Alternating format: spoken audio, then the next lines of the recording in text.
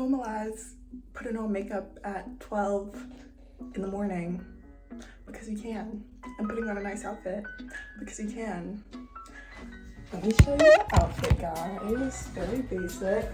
I really like the leggings though, and I got leg warmers and my docs on, even though I'm going nowhere. But normalize that. Normalize that. Yeah, that's not the point of the video, but guys, I'm going to film a video in my closet. I hope you guys have an amazing day, and we're going to get into the video really quickly. So yeah. Wow. Okay guys, hey, my dogs. I'm so cool. I'm so inconsistent at making videos, as I've said before, and the quality is kind of really bad here, but I just wanted to share my experience with you guys as a freshman in college, because I know it's a very big step from high school and there's a lot of changes, and honestly I feel like a lot of people romanticize their times, I guess, on like Instagram and stuff, because you may see people at college like having the best times of their lives, but secretly they really aren't. And I mean, this is not true for all people, but I think it could definitely be said for some. So this is my second semester, and honestly it hasn't been as bad so far as my first, since I just finished my first set of midterms, but I've definitely had the roughest week of my life, arguably, maybe 2 weeks ago, because not only did I get COVID, I recovered, but the midterms were happening during that time. So this made it so I had to take 3 midterms in 1 week, and they weren't even like easy midterms. They're like physics, calc 2, and then I guess linguistics was on the easier side, but even then it was not a cakewalk. And then my grandpa died like the night before my calc and physics exam, which were the same day, and that was pretty sad. And the thing is, I didn't even have time to like grief or anything. Like I was in a study session on Zoom, and then I got a message from my mom, and then that my grandpa died in Korea, and like I couldn't even process the emotions because I needed to do well on my midterm, so I didn't like have to pass my classes or worry about my grades in the future, since my goal always in school is to always start off really strong, and then when it comes around to finals I can like slack off a little bit, since I know my grades are so grounded from the first 2 midterms. But that was really sad.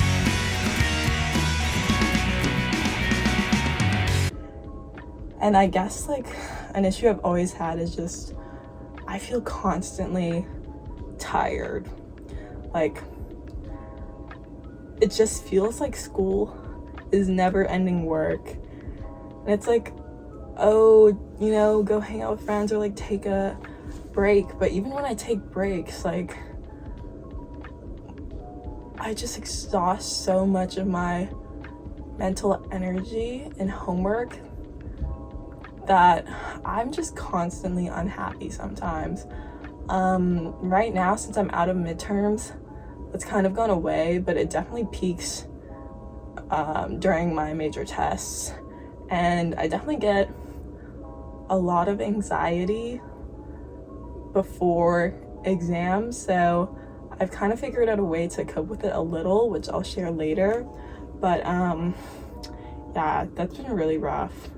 But I guess my first semester was kind of a shock, since I was coming in as an engineering, specifically mechanical engineering student, and I faced so many tests where I literally failed it.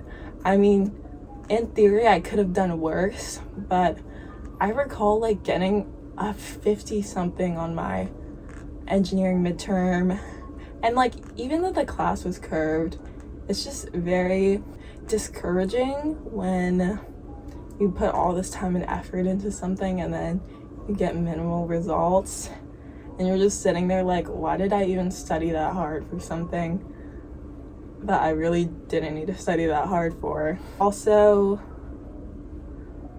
I remember crying a lot. Like I would cry over little things, like when I didn't understand homework, or I don't know. This one time my dad called me and I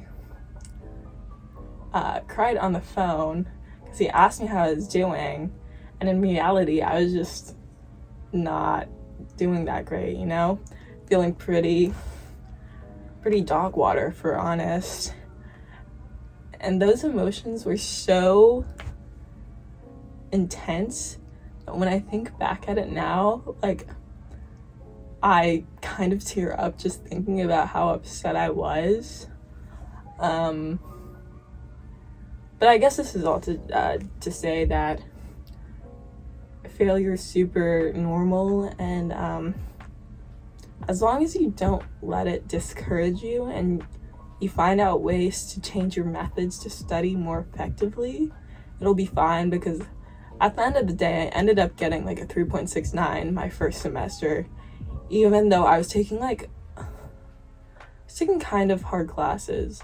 I was taking 17 credits the first semester, and now I'm taking 18 credits, and I'm planning on doing summer school since there's no way I can overload credits and still be mentally well overall. I said I'd have like a general talking list that I get to, but I'm honestly just speaking off the top of my head. Not the greatest. Moving on. I don't really know how I'm gonna edit this video to make sense, but another major issue that I faced personally was constantly comparing myself to other people. And when I would get like subpar grades, I'd think to myself that I'm just like slacking and falling behind, except I'd come to realize that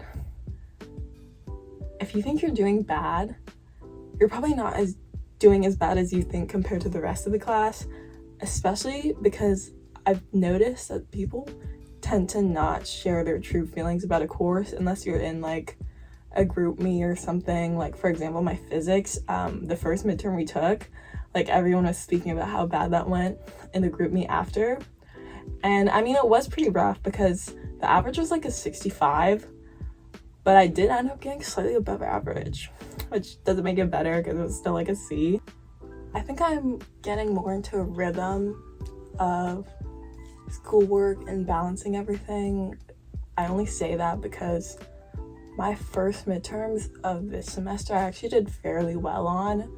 I even ended up getting an A on my Calc 2 midterm, which is shocking because math is definitely not my strong suit, and the average was like a 70 something, so it's not like the test was easy.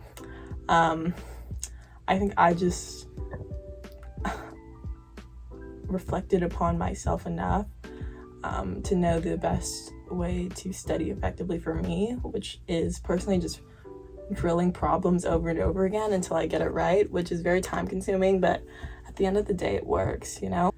Moving on into ways that I've learned to cope with these things is I definitely give myself breaks, study breaks whenever I need it. And it's not like, I know some people, it works better when they have set intervals of study breaks, but throughout the week for me, when my mind is mentally tapped out from doing something at a single point in time, I will give myself the shortest amount of rest possible where I feel ready to start again.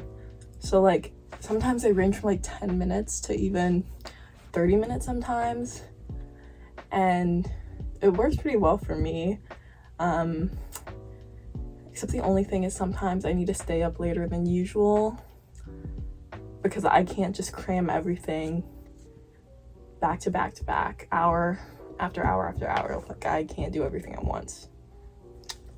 Also, I think having a good support system is very important, especially as a freshman in college, because you're leaving, you know, your home den. I mean, I'm like 2 hours away from my home, and even then I'm homesick. But I know some people like have to travel across the country to attend where I am at, so I can only imagine how much they miss home. But yeah, definitely having a support system, just talking about your struggles with your friends. Also, I like to FaceTime my friend, and we're watching this Netflix show right now, but I like to keep in touch with my old friends every now and then. And I guess like taking time to do things that you enjoy doing. I'm still working on that because I honestly haven't had that much time to do my hobbies. Like right now I'm doing a hobby, but I used to draw so much more back in high school, and like I had a piano accessible to me, like I could play music. But now every day kind of just feels like studying up until the weekend where you can finally rest. But even then, sometimes it feels short. So, not the greatest, but it's something. Also, this is just like a random study method that not study, but like a way that I can keep myself accountable is I use the Notes app, and I use the checklist, and then I place everything I have to do for the week on it, and then I just mark boxes off when I'm done so I don't forget anything, because honestly Blackboard's a really shitty system overall. Also, you definitely need to make sure to eat, because I know sometimes for me I will skip meals because I don't want to wait in the line to get food, which is low-key absurd, and I realize that. But sometimes honestly it's just too much work for me. So now I am picking up meals to go and kind of stocking them in my fridge so I don't have to wait in line every day. But definitely don't skip your meals. Yeah, if I could give one very good piece of advice. And just know that you'll eventually make it through even your hardest times. Like, you'll think it'll be the end of the world when you get like a super shit grade, but like, you're gonna make it. You're gonna make it. I can assure you. Just reach out to people. I know for me, homework, I don't do homework by myself.